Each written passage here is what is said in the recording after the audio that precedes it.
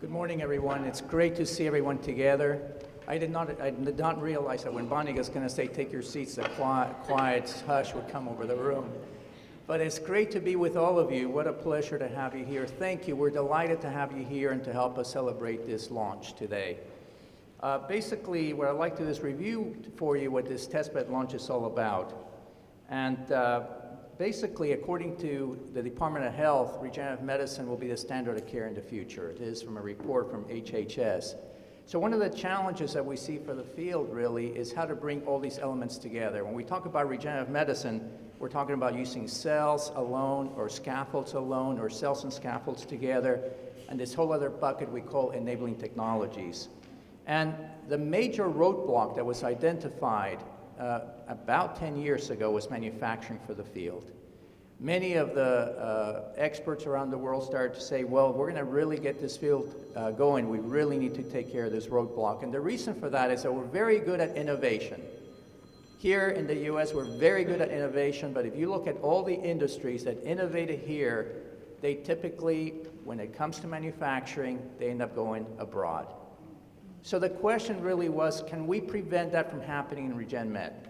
And how can we do it? And that is by innovating not only in the science at the time that you do innovate, but also to innovate for manufacturing. And that was really the goal. So we started this foundation called the RegenMed Foundation back in 2005. This national foundation was holding national meetings. The first actual national meeting was right here in Winston-Salem. But in 2014, the meeting jumps around, and in 2014 we were in San Francisco where we actually established a roadmap. We created a roadmap during this meeting for the field.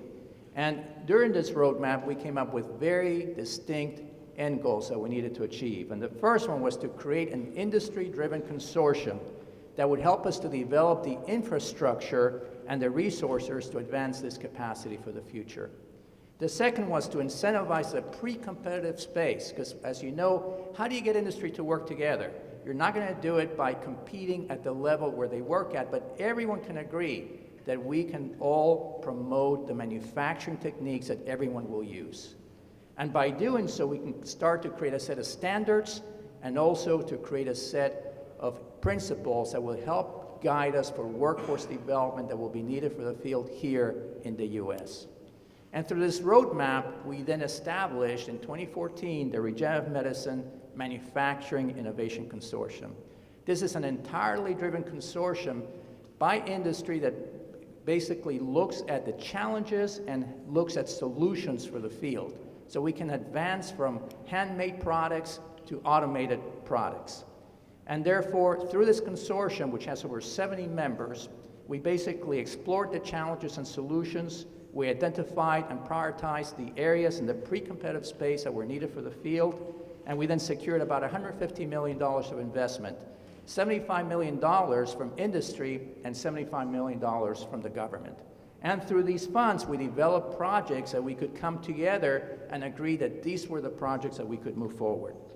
So basically, by looking at these platform technologies and having academia and industry working together to drive the government to direct funding towards these areas that will allow us to bring these technologies to the marketplace.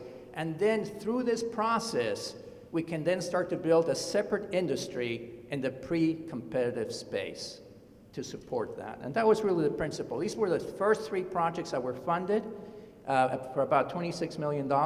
Universal media project, so all the cells that we use for our products can be standardized in terms of how they're grown. Bioinks for our printing technologies. When we print tissues and organs, we want to make sure that we're using the correct bioinks that will be universal so we can use them for every tissue. We don't have to reinvent the wheel every time we do this. And bioreactors that we can then use for the whole field together. After this $26 million initial launch, there are now over $50 million that have been deployed for these projects. And then that led us to the establishment of the Regenerative Medicine Manufacturing Society, which was really the first and only professional society where you could bring everyone together, not just industry, but basically all the stakeholders together to help advance the field for the next generation of scientists and manufacturers.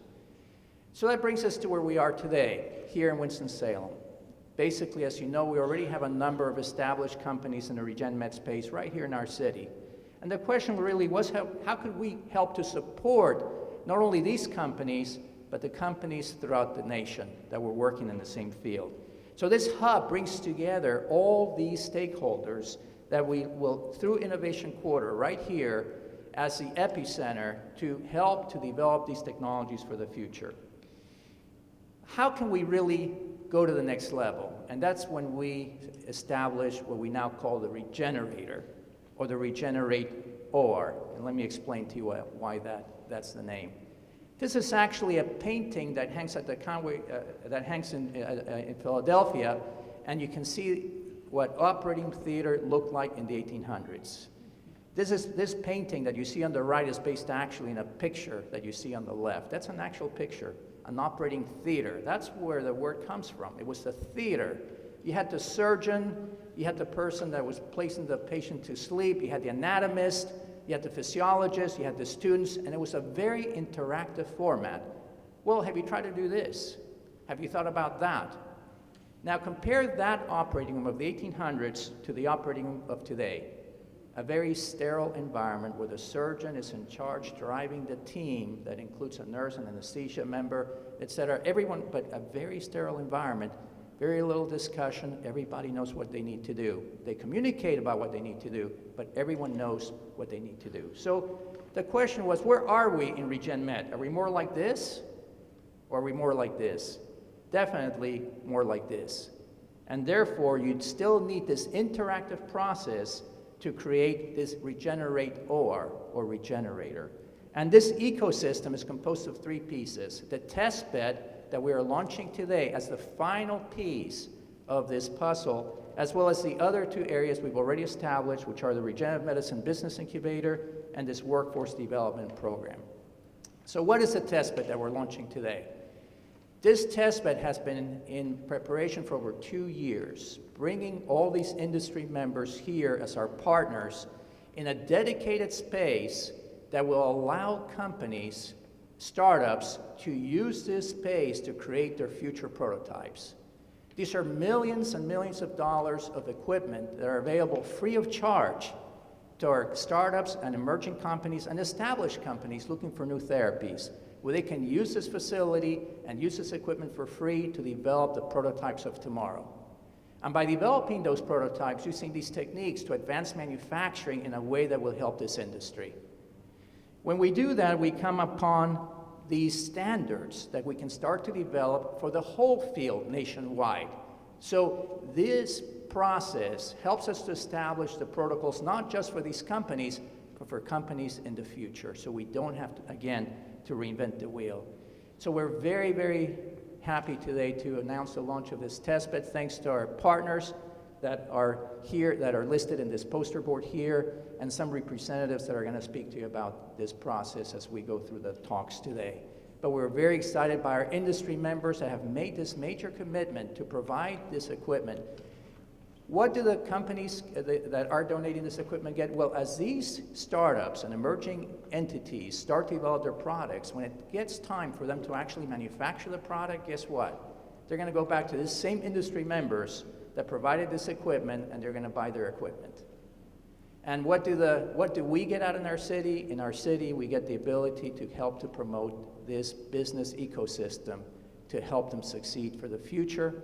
And at the same time, we provide the know-how for the field nationwide. So the second piece is this business incubator, which is already active. This business incubator is open for business. We're already recruiting companies into the area. We have space and operational support, the typical things that you see in an incubator, but focused on regenerative medicine. And the third piece is workforce development. And through this workforce development process, also part of our roadmap, to help to develop the workforce that is needed so companies can stay here. And basically we have this infrastructure, and Dr. Gary Green has been developing this for us, this ecosystem as well, that goes all the way down to high school, to technical colleges like Forsyth Tech, and to colleges and universities, at 21 colleges, universities, and technical schools in our Triad region to help train the next generation of regenerative medicine workforce. So basically, if we look at HHS, They have established this as a field that will be the standard of care for replacing tissues and organs in the future. If we look at the government, and this industry has already made a commitment in this area that they want to move forward for us to really bring this to the future. Regenerative medicine is a rapidly growing field, and the test bed that we're launching today will help to accelerate the development of these technologies for us and for the field nationwide. And so, as we finish today, I want to bring attention to you to the RegenMed Hub that has been established in the region.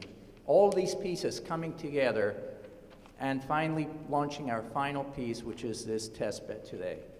RegenMed Workforce Development, RegenMed Incubator, the RegenMed companies, the societies, the Manufacturing Consortium, the REMDU, the Regenerative Medicine Development Organization, which is a 501c nonprofit helping to push these technologies forward, the Institute here at Wake Forest, all these pieces together, the journal that supports these, all of these pieces are based right here in Winston-Salem for the benefit of our field.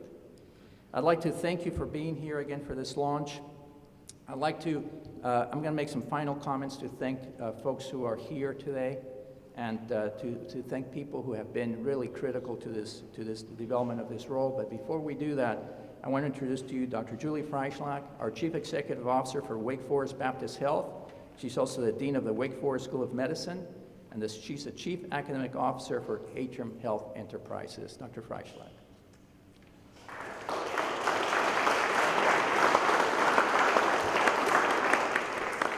Can't get more exciting than that, and it's such a privilege to be here today to celebrate this important launch with Dr. Attal and his team and our new industry partners.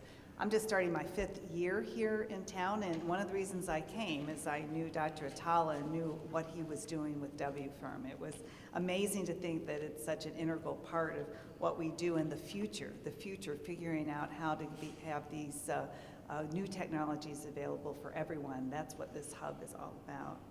Now, it's amazing to think that this building, similar to that old OR, which I did not operate in an OR like that, but I closed a couple like that at Hopkins, where you used to be able to peer and dome and see everybody very contaminated in that OR.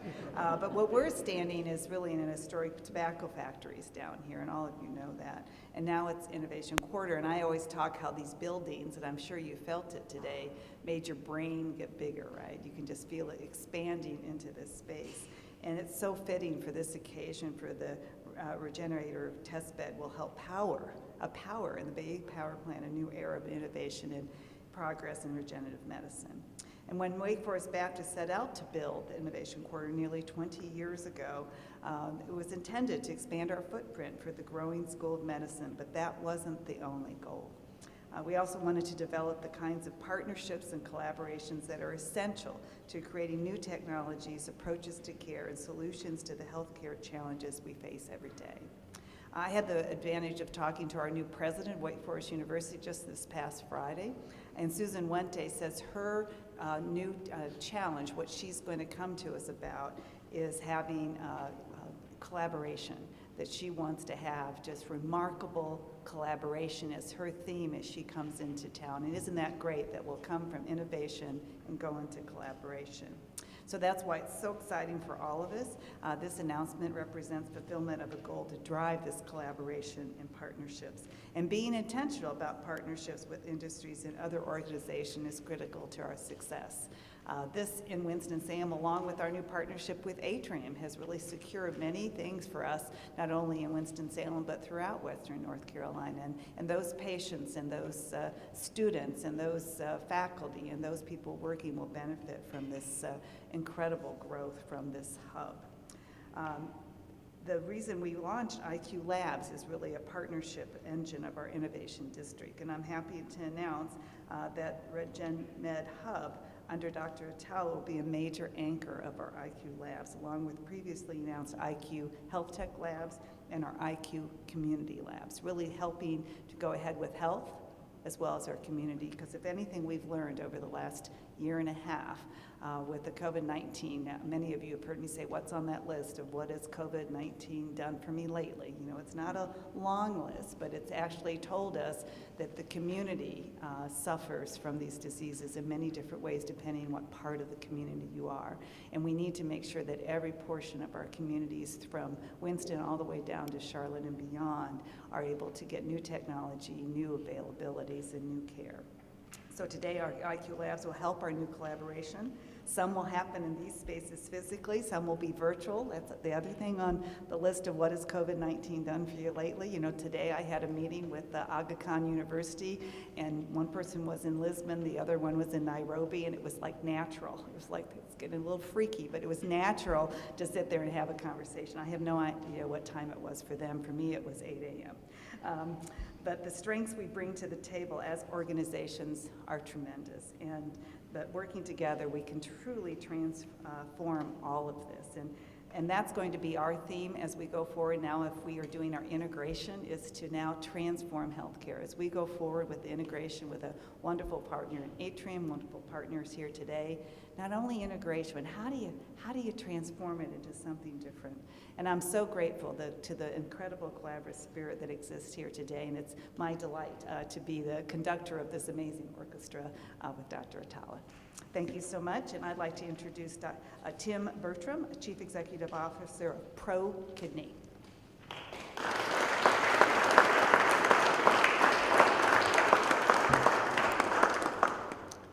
Thank you, Julie. It's a delight to be speaking here. It represents a real turning point, and I'll share some of that with you here shortly. But there are over 60 medicines in regenerative medicine today that are actually changing and transforming lives and changing healthcare in a real meaningful way.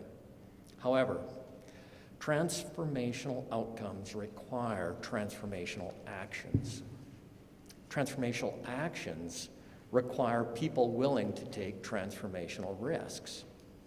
What's not usually accepted and understood or even appreciated is that it requires success for a transformational risk to actually change our lives.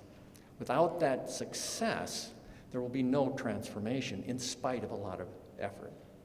Winston-Salem, North Carolina, and Wake Forest have leaders willing to take a transformational risk. I suppose you might say, why would anyone expect anything else? We are well known for being a community founded on hard work and risk-taking. However, what really stands out in transformational changes is when those seeking the change actually look outside of their community. They look outside of what they're comfortable with. And that requires a catalyst. A catalyst is usually found in other people who also want to see and change and modify the world's reality. People with a common interest who want to take transformational risks for transformational changes. For me, almost 20 years ago, I met Dr. Atala. Tony and his team left their homes, places of employment, friends, and families to make a trek to this town in North Carolina that was committed to changing the world's reality by taking a transformational risk. For these people leaving their homes, families, and friends to engage in transformational actions, this was an accepted part of the investment. Some of them sitting here, some of them actually in the laboratory doing something useful, and some of them actually making a change. So some of you may say, esse quam videre. For those of you familiar with street talk, say what? And for those of you that are more familiar with English, we would rather be precise than seem so, which is, of course, our state's motto. To that statement, I say that there is a precise part of this story that specifically illustrates the point and touches me personally. After a 20-year career in the pharmaceutical industry, where I had the great opportunity to bring 8 medicines out of discovery, through development, registration, and commercialize them, changing many lives, I left a job making molecular medicines to start a new life in regenerative medicine and cell-based therapies. That attribution is largely linked to Dr. Atala. Like all of you, he impacted me. When I left friends, family, and others in the pharmaceutical industry, they said to me, "You'll be back in a month or two. The stink of pharma is all over you." Well, that departure occurred 17 years ago. The company that I joined is now in late stage clinical development. And actually, to say that I joined, I actually helped start. And that's a story for another day and another time. But we are now 3 to 4 years away from commercialization. That's about the time it takes for most medicines to be developed, is somewhere in the neighborhood of 20 years. The transformational promise that this company holds is to prevent the need for dialysis. The need for dialysis is now seen in our clinical trials to be stopped in 60% of the patients being treated for their lifetime. In the remaining 40%, decades of life, dialysis-free, are added to their existence, not tethered to a machine, but actually contributing members in our system, bringing tax dollars, bringing an improved quality of life. So today, our paths, Tony's and mine, come together once again with the launch of the RegeneratOR testbed, something that I could not imagine almost 2 decades ago is now available to other people that want to change the world's reality. As an end user, so as leader of a company that's making these regenerative medicine products, and the leader of this company that is looking to make other investments, this type of investment will allow entrepreneurs to flourish and people suffering from serious disease to benefit. To dreamer entrepreneurs and future medicine hunters, I can say a legacy has been left for you and a new path forward is now before you. I say this legacy also is impacting those who are looking to have their lives changed because of disease. By stopping the unrelenting progress of maladies, one's very own humanity is improved. And so, for those people waiting for cures, I say an investment in your health and well-being is at hand. The RegeneratOR testbed has now been launched. I can only say congratulations to North Carolina, Winston-Salem, Wake Forest University, Dr. Atala, and the Wake Forest Institute of Regenerative Medicine team that left their families and homes 20 years ago and came here to transform and take a risk that would lead to successes. A transformational new venture for a community founded by and through people willing to make transformational changes. I congratulate all of you. I congratulate Tony, Mayor, and the executives of Wake Forest University with this. And as an industrialist and someone who's very, very interested in making medicine, I thank all of you for taking that transformational risk. With that, what I'd like to do is introduce Stephen Lynham, Executive Director of Corporate Development at PHS, which is formerly Panasonic Health Corporation. Stephen.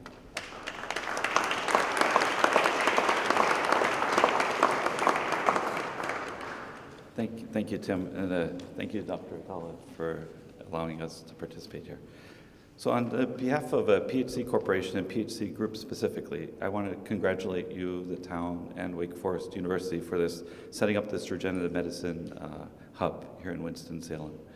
We've been partnering with Wake Forest for many, many years as a supplier, supplying them with incubators, refrigerators, and freezers, and other types of equipment. And we had the pleasure of working with REMDU and RegMic from their conception. So I find that this place is a special place, and setting up this RegeneratOR testbed is part of that ecosystem that this region needs, not only the city, but the region and maybe the state and maybe the world. I think this is going to be very interesting to see how this goes. It reminds me of a project we had in Japan when Panasonic was called to make a small research lab in Kyoto, Kyoto, Japan. We had a similar mission to collaborate between government, academia, and industry. And at the time, we had never imagined that would be the laboratory that would discover induced pluripotent cells, or iPS cells, which are a foundation of regenerative medicine. So Dr. Yamanaka at that time received the Nobel Prize in 2012 because of that laboratory that we bid over there. And we were one of his collaborators. We helped develop and build the cell processing center, the cold storage, the incubation, and other medical technologies that he needed to do that research. And just a fun fact, since I see nobody's, or a few people are wearing a mask, but if you received a COVID-19 vaccine, odds are it was stored in one of our ultra-low temperature freezers, because we're the largest supplier to Pfizer and Moderna as well. So we've been manufacturing those freezers 24 hours a day since last June as part of that warp speed. But what I can observe that no matter how good technology you have, you need a proper environment so that we can really truly contribute to healthcare. As a technologist, we make lots of things, but our biggest challenge is finding people that are able to actually operate those things. So workforce development is a very, very important part. And that's something that's lacking in many areas. And it's so exciting to see this type of collaboration here in Winston-Salem. If we look at the PHC group, just to share with you, as you heard, we were originally, we took the best parts of several companies. So we're roughly a $3 billion entity with sales in 125 countries. We acquired, Panasonic Healthcare, which was the foundation. We took Bayer's diabetes division, Mitsubishi Chemical's clinical testing division, and most recently Thermo Fisher's anatomical pathology division. So I believe we have the technology, so we can support many of these companies here that will be innovating, and we're happy, to be supplying the latest equipment. This hyperplexing instrument we just installed at the test bed just 2 weeks ago. I think this is going to really change the way things go forward. So with this regenerator, I think we'll be, supporting testing, training, innovating together through collaboration. As I mentioned, as a technologist, we don't understand the human body as much as, of course, the leading scientists here at Wake Forest do. So it's just so great to see that industry can collaborate with industry. We can work with academia and government as well. So as one of your industry collaborators, it's my commitment that we already know that you have the best scientists here, and we promise to give you some of the best technologies and tools and to help develop new tools here and hopefully have some spin-off companies as well. So thank you for inviting PHC Group to work together with you, and hopefully next time we come back, maybe you'll have your own Nobel Prize winner coming from Winston-Salem. So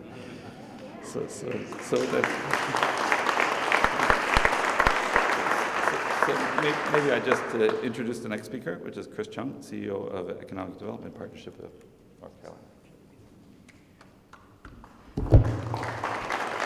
All right, good morning, everybody.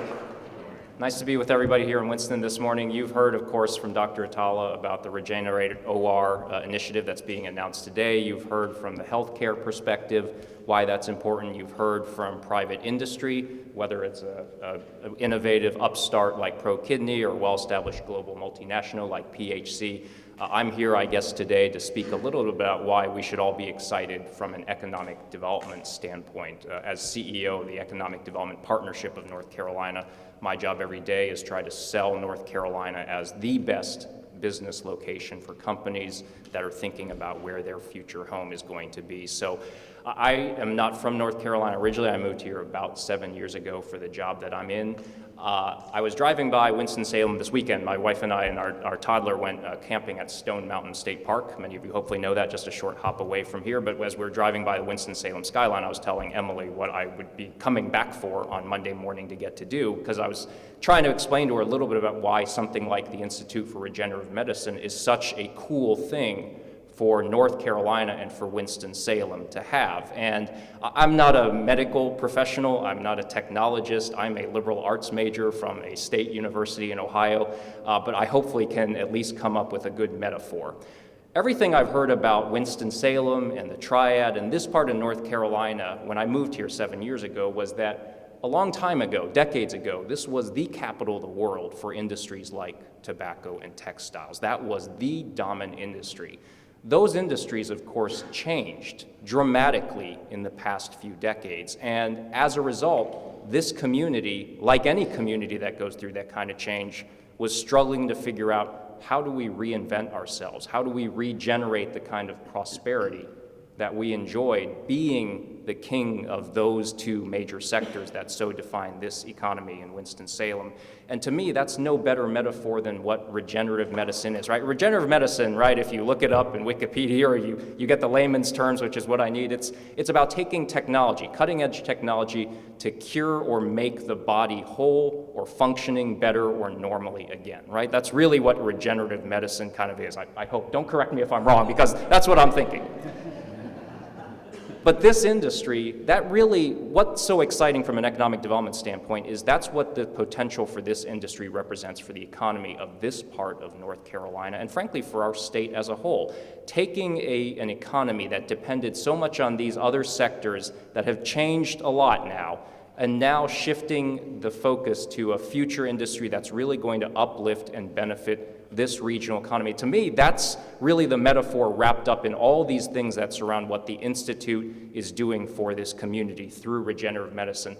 The goal here is for Winston-Salem to become synonymous with regenerative medicine, to become the world's capital of regenerative medicine, and to attract all of the investment, jobs, technology, dreamers, entrepreneurs, and visionaries who want to make the same strides that all of these folks have made, but to do it right here in the community, in this revitalized part of downtown Winston-Salem where we're all sitting. I can go through the statistics of why this is important, right? I mean, the projected annual growth of regenerative medicine is going to be somewhere like 35% over the next 5 years. You heard about the emphasis that this is going to play from a national healthcare perspective. The FDA, of course, granted fast-track approval a couple years ago through the 21st Century CARES Act about enabling things like regenerative medicine, advanced therapies to move quicker. All of those things just underscore that this is the future of medical technology and medical innovation. And not only do all of you in Winston-Salem have a front seat to what is going on, thanks to the work of Dr. Atala and his colleagues, you all are in the driver's seat of how this industry will continue to evolve and meet the needs of human health and medicine, and to be the epicenter of that in the way that this initiative is going to allow you all to do, that I think presents tremendous economic development potential, not only for Winston-Salem, not only for the Triad, but for all of North Carolina, which itself, as a state, has undergone that very same transformation, reinvention, and regeneration that I talked about Winston-Salem having gone through. And that gives us an incredibly powerful story to tell. Whether we're talking about attracting leading PhDs to come do their work here on the latest and greatest in regenerative medicine, whether we're talking about building up the manufacturing workforce that's going to allow us to commercialize these technologies at scale, whether we're talking about attracting the entrepreneurs and visionaries who are going to take regenerative medicine and take their own unique application for how it might improve the human condition and start that company right here in Winston-Salem, like the folks at ProKidney have done. All of that represents the potential that this industry has, and it's all because of everything that has started right here in your community. And that, as someone who's done economic development across 3 states in this country over nearly a quarter century, to have such a unique facet of something that is so impactful to all of humanity, that's a pretty fascinating thing that you all get the chance to participate in, support, and watch unfold for generations to come. That's the economic development story, and that's far better than any statistics or data that I could tell you about. Of course, we're looking forward to telling this story to biotechnology companies, medical science companies, life science firms, just as a snapshot of one of the many unique things going on in North Carolina. But for all of you to get to see this firsthand, right here in the Innovation Corridor with all the great redevelopment. I love the Long Branch Trail, right? How the High Line I think it's better than the High Line because it's a lot more accessible to people than the High Line. But these types of quality of life amenities that you have to attract talent and keep building on this flywheel for this industry in Winston-Salem, that I think speaks volumes to the potential that this industry has. And so I really appreciate the chance to be with you all today to help commemorate this occasion. Dr. Atala helped host our board of directors for a tour of the Institute a few years ago, so obviously it was an easy decision to come help and just say a few words today about why, from an economic development standpoint, I'm so excited and so jazzed about what this can mean for North Carolina. So thank you so much for the chance to be with you all today. I'm going to go ahead and introduce Josh Hunsberger with ReMDO to come say a few words next. So Josh, please take it away.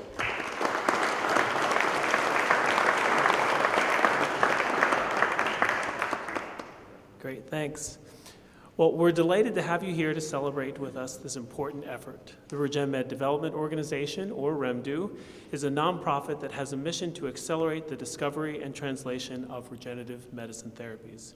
Our newest effort, the RegeneratOR testbed, is focused on bringing new technology innovations and resources from industry to assist companies. This is truly a phenomenal resource that our companies in RegenMed Hub are already starting to utilize. I'd like to highlight just a few of these companies. I won't get through all that list. One of these companies is Oracle, and they're supporting our testbed and applying data analytics, machine learning, and artificial intelligence to current manufacturing challenges. Some of our initial projects with Oracle include applying their technology to data generated using body-on-a-chip technologies. This will enable predictive modeling for a range of applications, including drug development, biomarker identification, disease modeling, and personalized medicine. In addition, the Oracle for Startups group will support new and emerging RegenMed companies. Another company is Biospherics.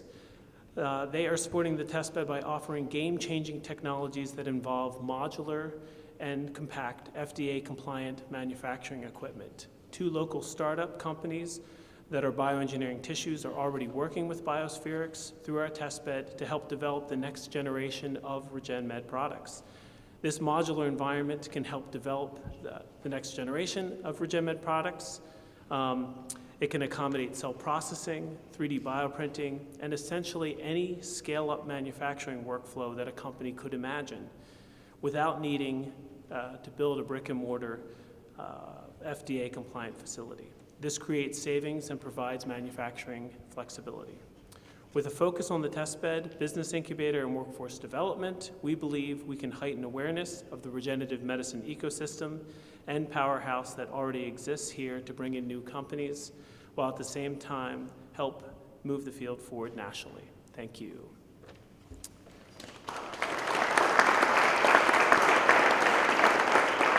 And I get to introduce the mayor of Winston-Salem, Alan Twins. Good morning, everybody. Great to be here this morning. I'm joined with a number of my colleagues, Councilmember John Larson, Councilmember Annette Scipio, and Councilmember Jeff McIntosh of our City Council. And I see our good county friends, Commissioner Chairman Dave Plowler and Commissioner Gloria Wisenhunt. There are other elected officials that will be recognized in a few moments. You know, when you're last on the program, it's good and bad, I guess. It's good because I was able to sneak in a little bit late after I drove rapidly across town from another meeting. But the bad news is most everything's been said that needs to be said. So I guess I could just say ditto and move on. And you all are saying that's a great idea. So to this distinguished panel, it's great to be here. And Chris, thank you. It's always great to have you in Winston-Salem. You know, when Chris is in your town, that's usually good news. He's usually bringing some good news. And Chris, so please come back soon. Today, we're very honored to say that we're proud of having this regenerative medicine hub here in Winston-Salem that promotes the merging of innovation in biotech with business applications. For several reasons, we're really happy about that because Winston-Salem has a strong strategic objective of being the best place in North Carolina to start and grow a business. Mark Owens, our president of Greater Winston-Salem, Inc., is here with his staff, and Mark has got that mantle that he's carrying out. We have a goal of creating 50 scalable jobs each year for a 5-year period. So that's a daunting task, but there are a lot of programs, a lot of efforts underway as we're working here in Winston-Salem diligently to create a strong and effective innovation ecosystem. There's so many organizations here. If I started to try to name them, I'd leave somebody out, and then I get hollered at later, but so we'll just say there's a lot of organizations here that's working towards that goal. We've created a lot of special funds to help carry that out as well. the Winston Grants program that we just launched, I guess about 6 weeks ago, as we're recruiting companies across the country, really internationally and here locally, that we're asking them to come here and grow their technology as us. We started a technology recruitment effort here because some of our companies, as they got moving, they're having difficulty in recruiting technology talent. So we've created a fund that will add a little sweeteners as individuals are being recruited to Winston-Salem. I'll just say, and I think I can speak on behalf of my colleagues, that the city and our community is tremendously supportive and committed to supporting this regenerative medicine hub. And today, of course, we're celebrating the launch of the test bed, working with regenerative medicine startups and other growth companies, which gives them access to the advanced biomanufacturing equipment, talent, and programs that supports these companies as they move forward. So it's a really great symbiotic effort as we're announcing today. So Tony, on behalf of the City of Winston-Salem, thank you for this tremendous investment and this tremendous programs going forward. It fits exactly with what we're trying to do here in our community. It's going to pay great dividends for us in the future. So thank you.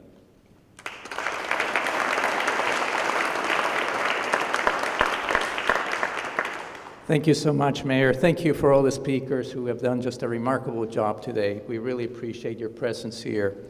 And I was, furiously taking notes back there, what everyone was saying, because I want to learn too what they have to say. But I just really want to say some special thanks. The first thanks is to Dr. Richard Dean, Doug Edgton, and Terry Hales, who were actually part of the group that recruited us here into Winston-Salem and recruited the Institute here. So a big thanks to all of them. Doug, of course, is now the head of NC Biotech, and we are thankful to them for everything they provide to our state. And Terry Hales is now, of course, still at our institution as one of the major leaders for Innovation Quarter and the medical school. I also want to be thankful to the folks who continue the work with the Institute, Preston Hatch, Eugene Woods, as well as our CEO, Julie Freischlach, whose leadership is moving us forward, and as well as the board members for the School of Medicine, some who are here today. We appreciate you.